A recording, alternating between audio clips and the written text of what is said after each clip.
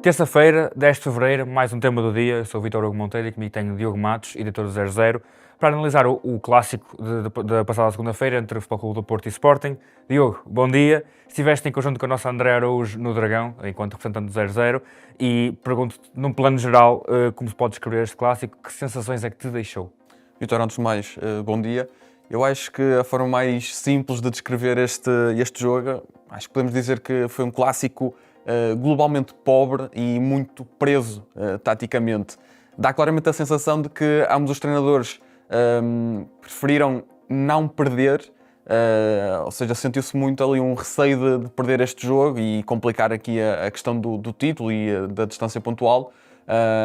Acho que realmente foi um resultado com o qual os dois treinadores ficam confortáveis.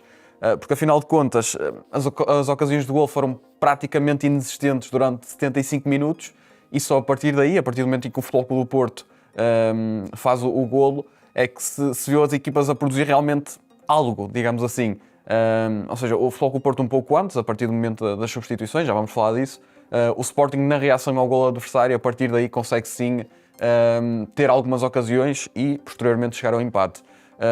Para mim, o termo justiça no mundo de futebol é algo difícil de utilizar, mas parece-me claramente um resultado que se ajusta na perfeição ao que foi a partida. Nenhuma das equipas se destacou por aí além e assim sendo, acho que o empate se aceita. Tendo isto em conta, a nível prático, o Futebol Clube do Porto mantém os 4 pontos de vantagem sobre o Sporting e continua como líder do campeonato. Mas é importante dar a nota que estes 4 pontos, para todos os efeitos, são 5, porque o Futebol Clube do Porto tem vantagem no confronto direto sobre os Leões. Assim sendo, parece-me que este resultado é mais favorável ao Futebol Clube do Porto, isto tendo em conta que o Sporting poderia ter ficado a um ponto dos Dragões. No entanto, a equipa mais beneficiada nesta jornada parece-me ser claramente o Benfica, porque em termos práticos ganha pontos aos dois rivais diretos e, pese embora ainda esteja longe desta luta pelo primeiro lugar, consegue dar um pequeno passo nessa aproximação. E quanto aos jogadores, quem destacas pela positiva e pela negativa? Acho que vou optar por dividir por equipas, parece-me um esquema mais prático e mais fácil para me expressar. Olhando para o Futebol Clube do Porto, e sendo assim um bocadinho pragmático, acho que faz sentido olhar para o lance do golo, de certa forma, e o que me apraz dizer é que, de por onde der, Rodrigo Mora tem de ser titular neste Futebol Clube do Porto. Sabemos que é um jogador com características muito específicas, mas um jogador desta qualidade não pode ficar tanto tempo no banco. É certo que vai tendo minutos com Farioli, consegue produzir, tem golos, tem assistências, mas dá claramente a ideia de que Rodrigo Mora implora por mais minutos, isto tendo em conta aquilo que consegue produzir nos minutos que vai tendo. Ontem inventa quase o lance do golo, faz o cruzamento que depois resulta no lance do golo, num lance de insistência, logicamente. Mas antes disso tem pormenores técnicos muito bons e há outra questão que há pouco até estávamos aqui a falar em off. A forma como ele, com um ligeiro toque, tira a Fresneda do lance numa primeira fase para depois fazer o cruzamento é realmente jogador, e seja no meio ou na esquerda, como aconteceu ontem, aqui uma nova variante na forma de jogar de Francesco Farioli ao colocar Rodrigo Mora na ala. Mora tem de jogar, tem de ser titular. Ainda nesta questão do golo, o Seko Fofana teve a estreia mais positiva, acho que era impossível pedir. É realmente um médio com características que Farioli aprecia bastante. É um jogador físico capaz de cobrir uma distância territorial bastante alargada, com chegada à área, como se viu ontem. Sabemos que vem de um contexto em que os últimos anos não foram propriamente fáceis para ele, mas já foi um dos melhores médios do campeonato francês, estando bem fisicamente e mentalmente, tem todas as condições para ser útil neste Futebol Clube do Porto. No plano positivo no Porto destaco também Bednarek. É um central de uma qualidade inacreditável, um líder também muito bem cimentado, é um jogador que assumiu a defesa do Porto sem qualquer tipo de problema no início da temporada. Penso que ontem Kivior teve uns furos ligeiramente abaixo, também teve limitado fisicamente, e Bednarek assumiu esse papel de maior destaque sem qualquer tipo de problema. No plano oposto, acho que é impossível não destacar pela negativa o jogo de Francisco Moura. Já mostrou noutras fases pormenores interessantes, mas neste momento é claramente um jogador que está em seu rendimento, não está a fazer uma boa temporada, Ontem tem uma entrada para esquecer, com atrasos que poderiam complicar a vida aos colegas, e depois dá claramente a ideia que no lance do penalti tem uma abordagem algo ingénua na forma como coloca os braços visíveis e não atrás das costas, que era realmente a abordagem que deveria ter tido. Por seu lado, no Sporting, pese embora não tenha tido o melhor dos jogos, até porque também Rui Borges disse que estava limitado fisicamente, Luís Soares, na altura decisiva, apareceu. À imagem do que tem acontecido nas últimas jornadas, voltou a decidir nos descontos. É certo que falhou o penalti no primeiro momento, mas foi suficientemente expedito para reagir e fazer o empate na recarga. E é realmente um avançado. O melhor elogio que se pode fazer é que são poucos, acredito eu, os adeptos de Sporting que têm saudades de Gyökeres. Isto não manchando aqui nem um pouco a qualidade do sueco, mas Soares respondeu da melhor forma ao desafio que lhe foi colocado de substituir Gyökeres e tem feito de uma maneira bastante interessante. Penso que Maxi Araújo também teve um excelente jogo na maneira como conseguiu conter o ataque do Futebol Clube do Porto na primeira parte. E também na segunda, penso que foi um jogo defensivamente bem conseguido por parte de Maxi e subiu sempre que possível. E ainda no aspecto positivo, destaco Francisco Trincão a partir do momento em que passa para a direita. Nem sempre é fácil conciliar os talentos de todos os jogadores, afinal de contas, por exemplo, Jenica também é um jogador que rende muito mais à direita. E neste jogo em específico, Trincão foi prejudicado ao ser colocado numa primeira fase na esquerda, mas a partir do momento em que passa para a direita, Trincão tem uma série de investidas interessantes, remates que ficaram muito perto do golo e de certa forma acho que se nota que é ali que rende mais. No plano oposto, penso que Fresneda teve algumas dificuldades ao longo de todo o jogo. Já falamos aqui do lance do golo, por exemplo, mas outras situações em que no plano defensivo teve algumas dificuldades. E penso que Pedro Gonçalves também não fez o melhor dos jogos. Está a voltar de lesão e isso acaba por se sentir um pouco.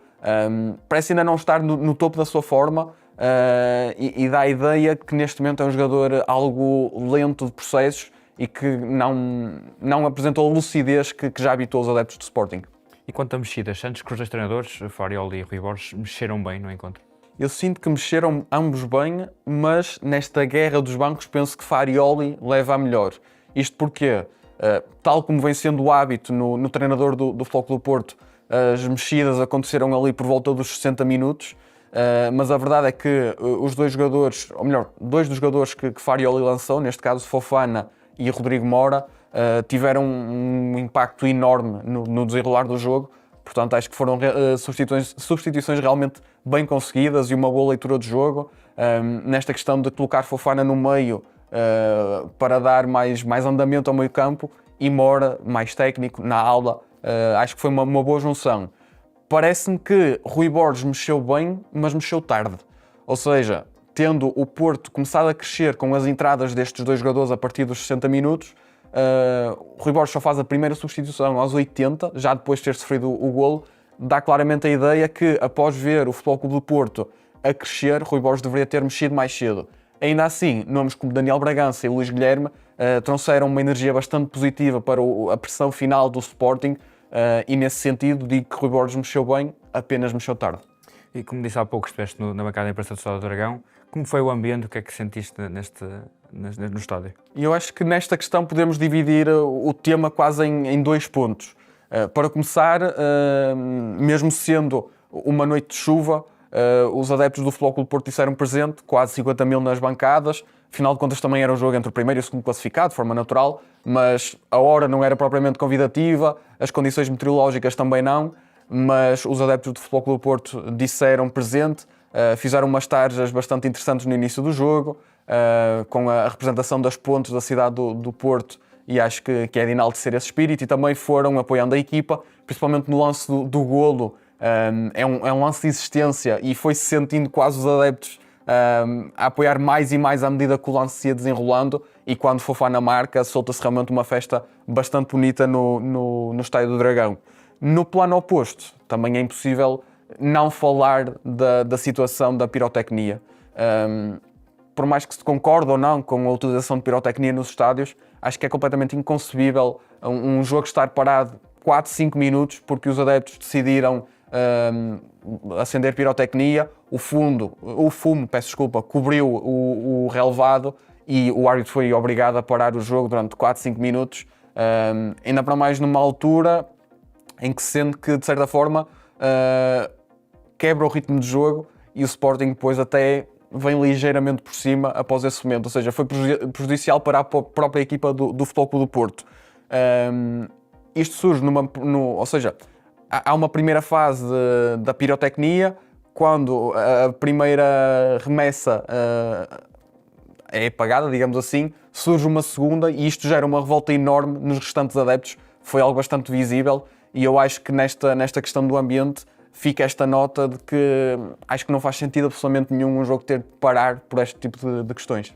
Como sabemos, o jogo também teve ali um final dramático, mas o pós-jogo também deu o que falar. É verdade, é verdade. Surgiram várias notícias no final do jogo, sendo que há alguns dados a destacar e olhando até um pouco para aquilo que conseguimos confirmar e que fomos falando. Um deles é visível durante o jogo, a questão dos apanha-bolas esconderem as bolas.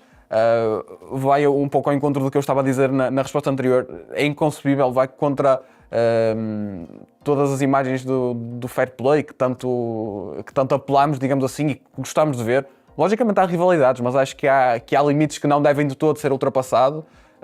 E esta questão dos apanha-bolas, do Futebol Clube do Porto terem escondido as bolas nos momentos finais, isto quando os Dragões estavam em vantagem, é algo que não deveria acontecer de forma natural. Surgiram também notícias de questões relacionadas com as colunas, não conseguimos confirmar essa situação. Outras das queixas que surgiram também foi o facto de o Futebol Clube do Porto ter colocado jornais no balneário do Sporting.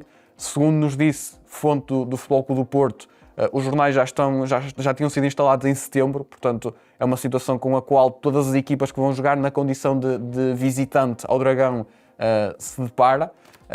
E para além disso, foi também noticiado que o ar-condicionado estava ligado no máximo, sem a possibilidade da temperatura ser baixada.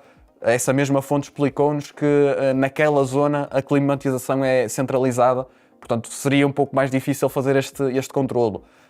Dito isto, acho que há vários aspectos que não deveriam de todo acontecer, principalmente esta dos apanha-bolas, que é onde o Futebol Clube do Porto tem um maior controle imediato. Logicamente que na questão do balneário também tem, mas pelo menos na questão dos jornais já era algo prévio. Isto dos apanha-bolas não faz sentido absolutamente nenhum e volto a realçar que, pese embora a pirotecnia possa ter um efeito visualmente agradável num estádio, a ser feito, e neste momento não é possível ser feito, tem de ser feito de uma maneira totalmente diferente e não de uma forma que leve a que o jogo seja interrompido 4 ou 5 minutos. Obrigado, Diogo, obrigado por ter assistido. Este foi o tema do dia. Aproveito para recomendar um novo episódio do Ataque Rápido, disponível nesta terça-feira, com natural enfoque para o clássico. Além do Ataque Rápido, também o Canto do Sporting vai ter um novo episódio, igualmente com foco para o jogo grande da passada jornada.